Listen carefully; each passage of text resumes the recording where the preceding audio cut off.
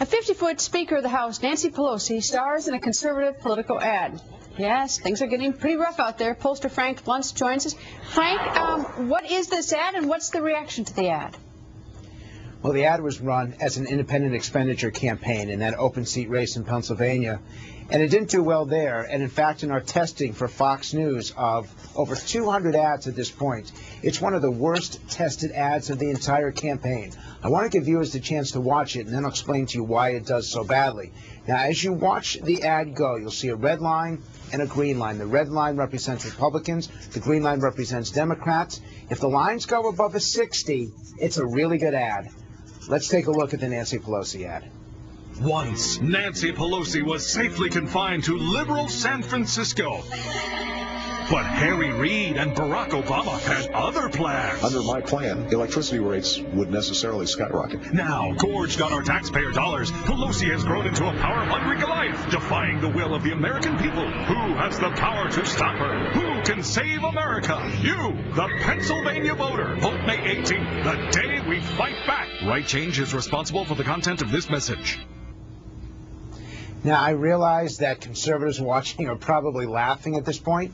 Here's the problem, Greta. If you want to win this election in 2010, you're going after independent voters, conservative-minded independents. And they took a look at that ad and they said, wait a minute, unemployment's almost 10%, the deficit and debt are out of control, Washington's not doing what I want it to do, and I don't like Nancy Pelosi. But there's nothing funny about it.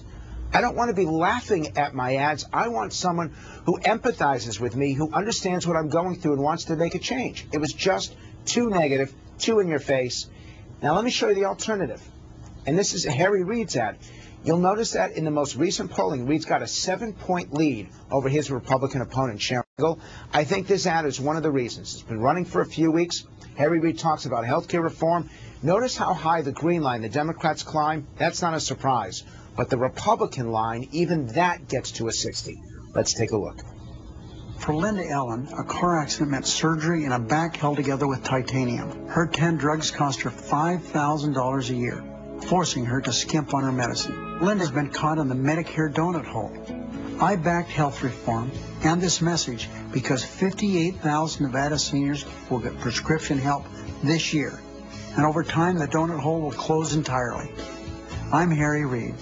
Some told me reform wasn't politically smart, but I believe it's right for Nevada. It's so personal, Greta.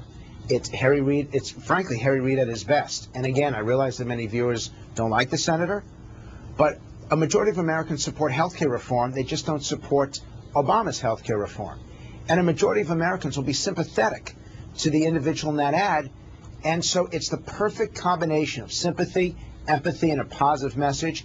And it has helped Harry Reid go from several points down to several points up in the polls. Frank, when is it smart for a politician to use humor and be clever, and when is it right to sort of empathize and have sympathy? Does it depend on sort of the mood of the country when we're doing better, you know, on all these different areas, whether it's economics or healthcare, whatever?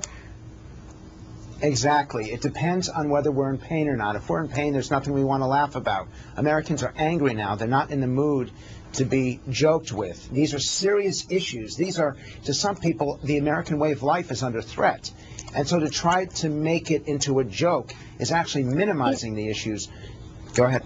All right. Now, you said in the beginning that it's what the independents think. You have Republicans and Democrats. How do we measure the independents? Or, you know, can you go out and grab us for next time? Or how do we know what the independents are? Because they're going to tell us a lot about this election. What I'd be happy to do for you, and I'll give you kind of a little head start on it, is I'll be happy to put a group of independents in the room. They believe that there's not enough difference between the two political parties. They believe that the Republicans spent too much in 2006 and 2008, and now the Democrats are spending too much today. They switched to vote for Obama in 2008, and now they regret that decision in 2010. And quite frankly, Greta, they believe a pox in all your houses. Now, the Republicans are in the lead as we approach the election because by about 2 to 1, those independents are moving towards the GOP, but they're still up for grabs. Frank, thank you. Next, the best.